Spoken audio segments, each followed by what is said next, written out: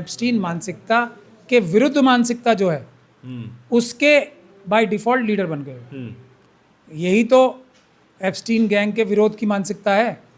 इज्जत के लिए, अपनी बच्चियों की इज्जत के लिए, अपने बच्चों की इज्जत के लिए, अपने देश की इज्जत के लिए, अपने देश की रक्षा के लिए सबसे आगे खड़े रह के लड़ना।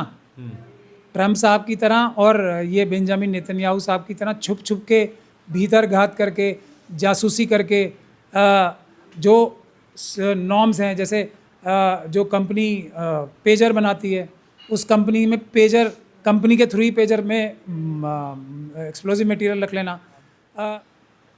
अगर आपको, जब एप्स्टीन के बारे में पूरी दुनिया को पता लग चुका था, उनको सज़ा हो चुकी थी छोटे बच्चों के साथ बलात्कार करने की, उनको किडनैप और अबडक्ट करके ये सब काम कराने की, स्लेवरी कराने की, ये सज़ा हो चुकी थी 2008 में। क्या कोई भी ऐसा व्यक्ति जिसकी मानसिकता एप्स्टीन वाली नहीं होगी, ऐसे लोगों से दूर का भी रिश्ता रखेगा? मैं इसको मार दूंगा, मैं आयतुल्लाह को मार दूंगा, मैं जाके इस लीडर को मार दूंगा, उस लीडर को मार दूंगा, मैं यहाँ बम चला दूंगा, वो कर दूंगा, ये रोज़ सुबह शाम बोलना, और उनके ऊपर करप्शन के चार्जेस लग रहे हैं। आयतुल्लाह खमेनी ने या आयतुल्लाह खमेनी साहब ने, ईरान ने ऐसा कौन सा काम किया? किस अपने से छोटे देश के ऊपर हमला किया उन्होंने? हिजबुल्लाह की मदद की है क्या? ये बोला है कि मैं लेबनान पे कब्जा कर लूँगा? लेबनान पे कब्जा किया है या हिजबुल्लाह की मदद की है अपनी आज़ादी की रक्षा करने के लिए?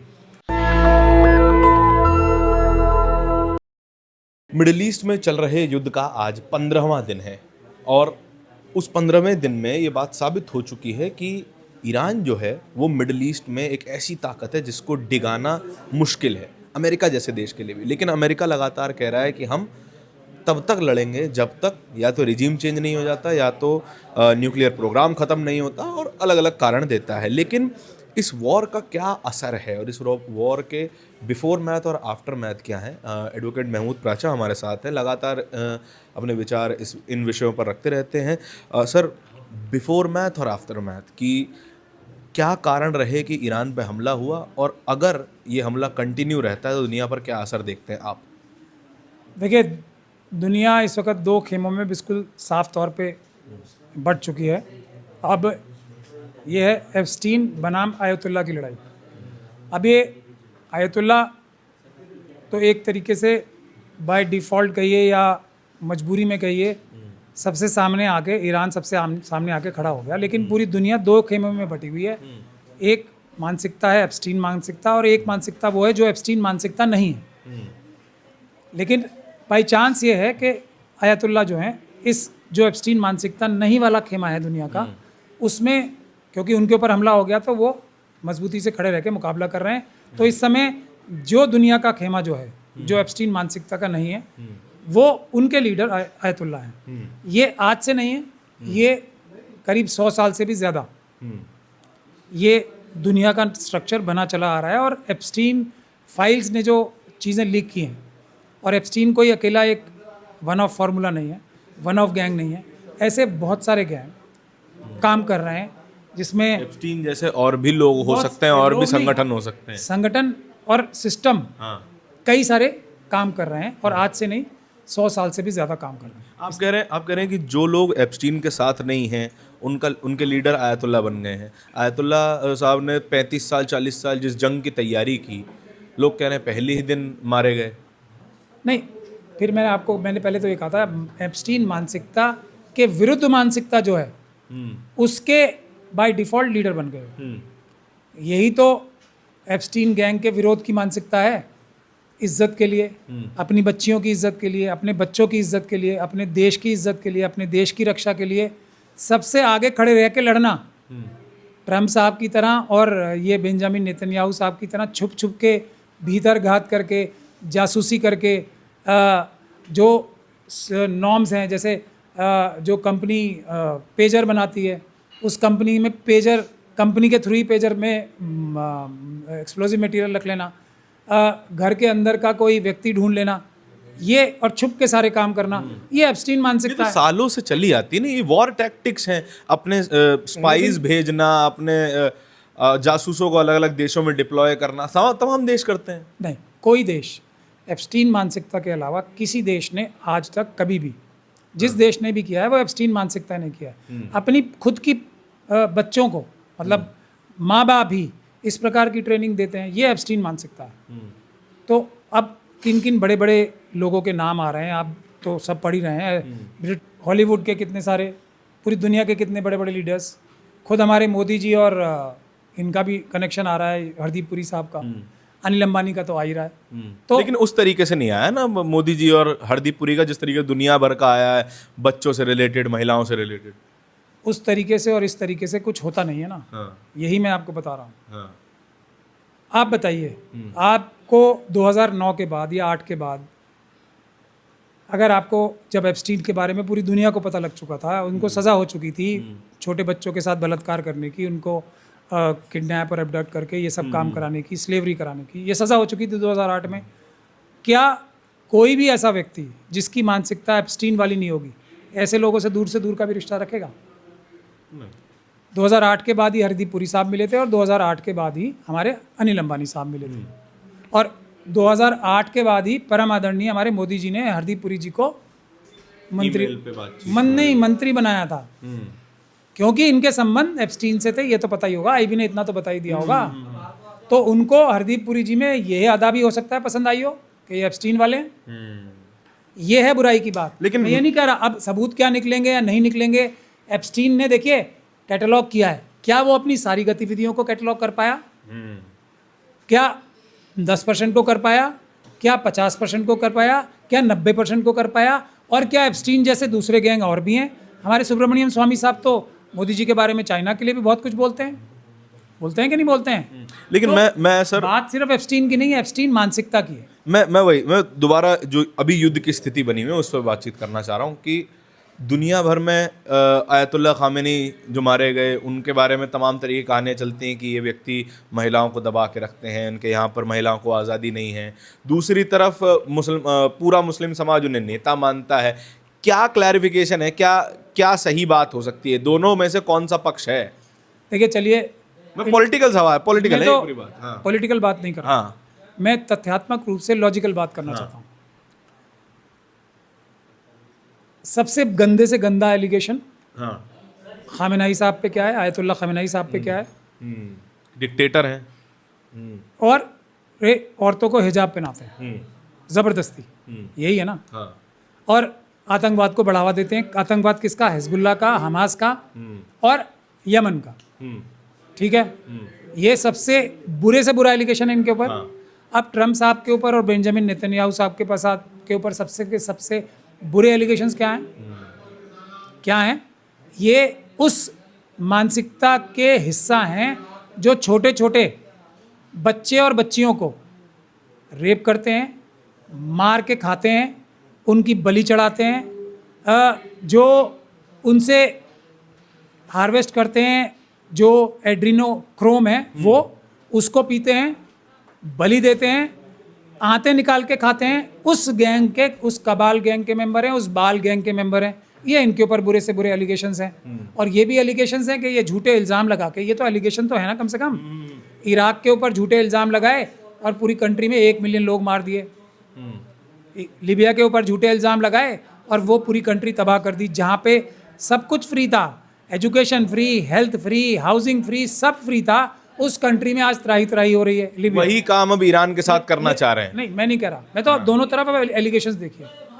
तो आयतुल्लाह खमेनेई साहब ने ज़बरदस्ती बच्चियों को क्या किया कि तुम ना हिजाब पहनो ज़बरदस्ती, डॉक्टर भी बनो, इंजीनियर भी बनो, फाइटर पायलट भी बनो, लेकिन हिजाब पहनो ज़बरदस्ती। ये मैं मान लेता हूँ, ये तस्लीम कर लिया। और उन्होंने क्या किया बच्चियों के साथ? 6-6 साल की बच्चियाँ, 2-2 साल की बच्चियाँ, 1-1 साल की बच्चियों के साथ बलात्कार किए। तो अब अगर ये 2 ऑप्शन है दुनिया में, तो मैं माफ़ी के साथ कहता हूँ, मेरे पास कोई चॉइस ही नहीं है। मैं इस तरफ वालों को तो सिर्फ और सिर्फ जेलों में ही देखना चाहूँगा, फांसी पे चढ़ता देखना चाहूँगा। अगर हमारे पास दूसरा ऑप्शन ही ये है, तो ये वाला ऑप्शन उस ऑप्शन से कितना गुना बेहतर है, कितना अच्छा है, करोड़ों गुना अच्छा है या बुरा है, ये मैं आपके दर्शकों पे छोड़ना चाहता हूँ। मैं हमेशा एप्स्टीन और आयतुल्लाह में से आयतुल्लाह को ही चुनूँ। तो क्या इस एप्स्टीन फाइल के पूरे स्कैंडल को छुपाने के लिए ही ये हमला है कि दुनिया वॉर में व्यस्त हो जाएगी, एप्स्टीन के बारे में कोई बात नहीं करेगा? ये एक वजह है। हाँ। लेकिन ये सारी वजह नहीं। सारी वजह मानसिकता की है, एप्स्टीन मानसिकता और आयतुल्ला मानसिकता। एक मानसिकता ये है कि डेमोक्रेटिक तरीके से सारे काम हों, जनता की भलाई के लिए काम हो। उसमें गलतियां हो सकती हैं, करप्शन ईरान में है, मैं ये मानता हूँ, लेकिन उसकी वजूहत बहुत सारी हो सकती हैं। एक्सप्लेनेशन ये भी हो सकती है कि उनको इतनी तरीके से घेर रखा था कि उनके पास जो बैक चैनल्स थे उसको इस्तेमाल करने का, और वो वहाँ पे हर रोज़ कोई ना कोई जासूस भेजा जाता था ईरान को में गंदी और घिनौनी चीज़ें करवाने के लिए। तो ये करप्शन भी जो अगर ईरान में है तो वो उसमें कितना हिस्सा अमेरिकन CIA का और मोसाद का है, एप्स्टीन गैंग वालों का है, इसके बारे में भी तो इन्वेस्टिगेशन होनी चाहिए। लेकिन बावजूद इसके वहाँ का सुप्रीम लीडर, वहाँ के जो मिलिट्री जनरल्स हैं, जनरल सुलेमानी से लेके कितने बड़े बड़े साइंटिस्ट, और सबको पता था ये हमें कभी भी मार सकते हैं। आज मुश्तबा जो खामेनेई साहब हैं, आयतुल्ला मुश्तबा खामेनेई साहब हैं जो सुप्रीम लीडर हैं, उनको नहीं पता कि उनका नंबर अगला है, उनके ऊपर तो सर के ऊपर $10 मिलियन का 10 मिलियन इनाम भी है। फिर भी वो चाहें तो बेंजामिन नेतन्याहू को एक फ़ोन करेंगे, भाई यहाँ भी मैं भी एप्स्टीन बनना चाहता हूँ। है नहीं ऑप्शन ही उनके पास कि भाई ट्रम्प साहब मैं आपके गैंग का मेंबर बनना चाहता हूँ, मैं $1 बिलियन का ईरान की जनता के पैसे से आपको जहाज़ गिफ्ट करना चाहता हूँ, मैं आपके कंट्री में $500 बिलियन दूसरे लोगों ने किए हैं, कतर वगैरह ने, मैं $1 ट्रिलियन अपने देश के लोगों का पेट काट के देना चाहता हूँ, आप मेरी जान बख्श दो। ये कह सकते हैं ना। जो ये नहीं कह रहे उनके बारे में शक करना, उनके बारे में सवाल करना, ये अच्छी बात है या बुरी बात है? लेकिन ये भी तो डर है कि एक डिक्टेटोरियल रिजीम के हाथ में न्यूक्लियर बॉम्ब आ जाएगा। वो तो ये बात तो क्लियर ही थी कि यूरेनियम एनरिच कर रहा है ईरान। न्यूक्लियर बॉम्ब आना एक डिक्टेटोरियल रिजीम के सामने ये भी तो खतरनाक है। बहुत अच्छा सवाल पूछा। डिक्टेटोरियल रिजीम क्या होती है? जो फ़ोन उठा के एक सॉवरेन कंट्री के हेड को ये बोले कि तुमने जो अपनी डिफेंस में, अपने लोगों की डिफेंस में आतंकवाद के खिलाफ जो ये ऑपरेशन सिंदूर किया है उसे बंद कर दो। ये डिक्टेटोरियल रिजीम हुई या नहीं हुई? एक दूसरे देश के, वेनेजुएला के देश के राष्ट्रपति को किडनैप करा के, क्योंकि अमेरिका के पास सैन्य शक्ति है, उसको उठा के अपने देश में बंदी बना लो। ये डिक्टेटोरियल है या नहीं है? ये डिक्टेटोरियल है या नहीं है जो इराक और लिबिया में मैंने बताया आपको, बिना किसी सबूत के अपनी सैन्य शक्ति के बल पे आप किसी छोटे व्यक्ति के साथ ये जाके कर दो। और एग्जांपल दूं आपको, ग्रीनलैंड को मैं चाहता हूं मैं ले लूं। वो तो खरीदने की बात कर रहे हैं, पैसा ले लो, पैसा ले लो, नहीं तो मैं वैसे ले लूंगा। जो उनके खुद के एलाई हैं, जो ये स्पेनिश जो सांचेज साहब हैं, उनको बोलें कि मैं तुम्हारे देश के जो वो हैं अड्डे हैं, एयर बेसिस है, मैं यूज़ करूंगा जब चाहूँगा। ये डिक्टेटोरियल है या नहीं है? ये रोज़ सुबह उठ के बोलना कि I like that guy, I don't like that guy. Benjamin Netanyahu साहब को देख लीजिए, मैं इसको मार दूंगा, मैं आयतुल्लाह को मार दूंगा, मैं जाके इस लीडर को मार दूंगा, उस लीडर को मार दूंगा, मैं यहाँ बम चला दूंगा, वो कर दूंगा। ये रोज़ सुबह शाम बोलना, और उनके ऊपर करप्शन के चार्जेस लग रहे हैं। आयतुल्लाह खमेनी ने या आयतुल्लाह खमेनी साहब ने, ईरान ने ऐसा कौन सा काम किया, किस अपने से छोटे देश के ऊपर हमला किया उन्होंने? हिजबुल्लाह की मदद की है क्या? ये बोला है कि मैं लेबनान पे कब्जा कर लूँगा? लेबनान पे कब्जा किया है या हिजबुल्लाह की मदद की है अपनी आज़ादी की रक्षा करने के लिए?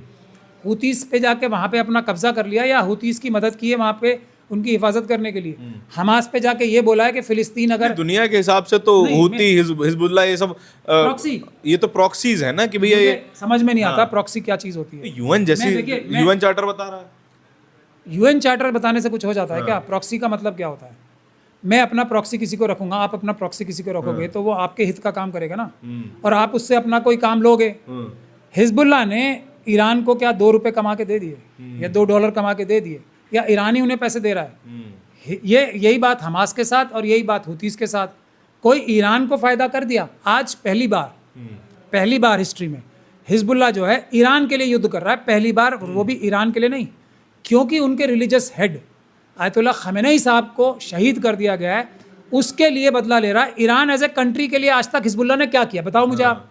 उसके, मैं इसीलिए कह रहा हूँ ना, अब आप ईरान को डिक्टेटोरियल रिजीम बताना चाहते हो, जिसने आज की तारीख में, सुनिए आप, ये बात खत्म नहीं होती यहाँ पे। ईरान को ये पता है, अब जब आयरन डोम खत्म हो चुका है ना, वो चाहे तो इजरायली पब्लिक के ऊपर कितनी पब्लिक मार सकता है ईरान, मार रहा है आज भी।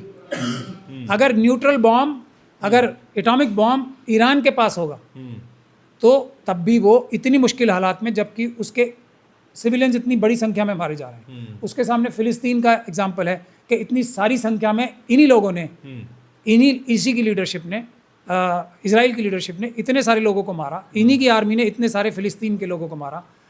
क्या ईरान के पास अगर लीडरशिप अच्छी ना हो, सबके बारे में, इंसानियत के बारे में ना सोचती हो, अपने जो धर्म, अल्टीमेटली जो हमारे सबके धर्म गुरु हैं प्रॉफेट मोहम्मद, उनकी जो प्रीचिंग्स हैं कि मजलूमों के ऊपर हमला नहीं करना, सिविलियंस के ऊपर हमला नहीं करना, चाहे तुम्हारा दुश्मन ये कर रहा हो तुम्हारे साथ तब भी नहीं करना।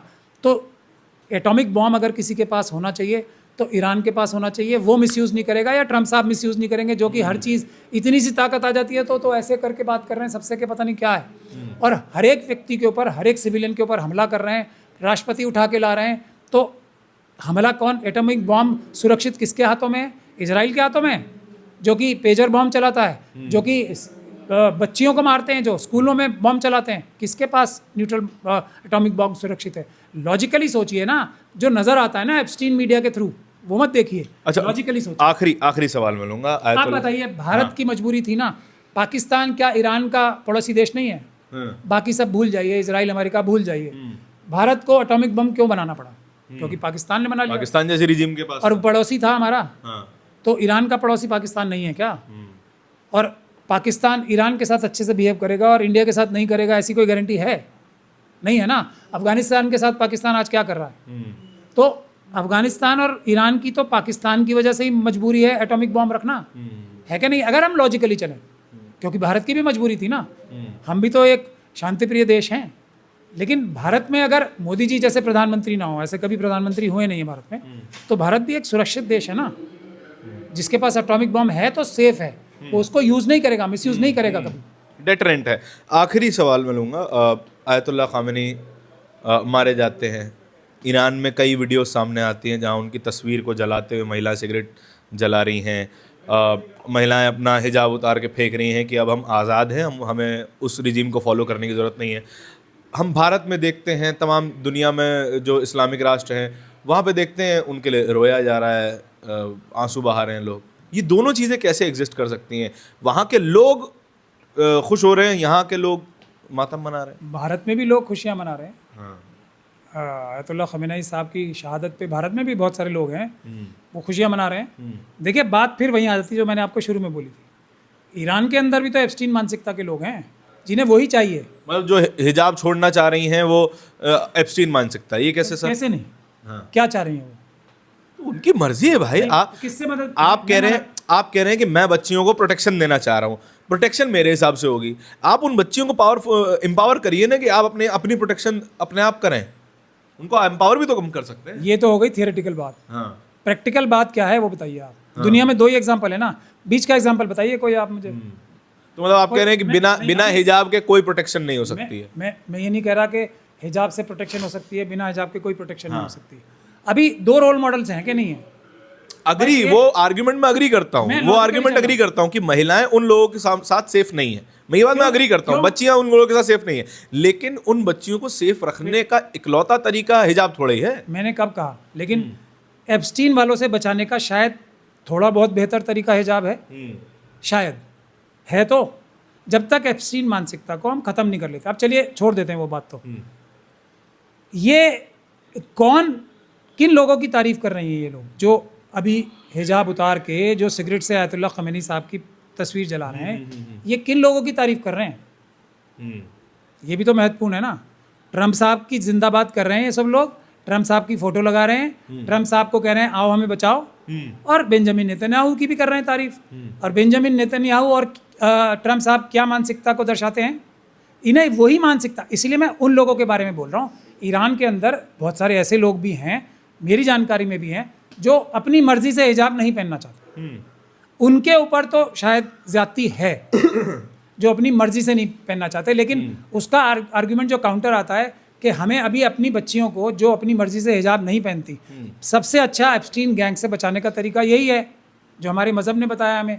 और मजहब में देखिए, आप समझाना चाह रहे हैं कि पहला उपाय हमारे पास यही है, सबसे इसके अलावा कोई उपाय बचा नहीं है फिलहाल के लिए। इमरजेंसी का उपाय है ना। Emergency solution। और मुस्लिम धर्म में तो हमारी जो महिलाएं हैं, जो ईरान में उसका एक मॉडल है, फाइटर पायलट्स भी हैं, सब हैं, सब तरह की हिजाब पहन के हैं।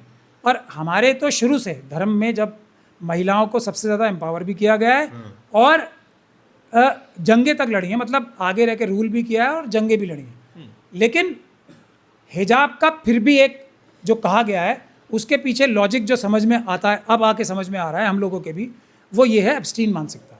उससे बचाने के लिए हिजाब एक सेफ मेथड माना जा रहा है। आगे आने वाला वक्त बताएगा कि ये मेथड क्या सच में पूरी तरीके से सबसे सुरक्षित मेथड यही है या इससे भी अच्छा कोई मेथड आ सकता है। फिर मोहम्मद साहब की फर्स्ट वाइफ, जब शायद दुनिया ज़्यादा कट्टर हुआ करती थी, फर्स्ट वाइफ बिजनेस करती थी और अच्छी खासी सम्मानित महिला, सबसे बड़ी बिजनेस पर्सन थी उस समय की, और शायद सबसे ज़्यादा सम्मान भी उन्हें मिलता ही होगा। खैर ये आर्ग्यूमेंट तो चलते रहेंगे, बहस भी सर से चलती रहेगी। आपके इस पूरी बातचीत के बारे में क्या विचार है, कमेंट सेक्शन में बताइएगा ज़रूर।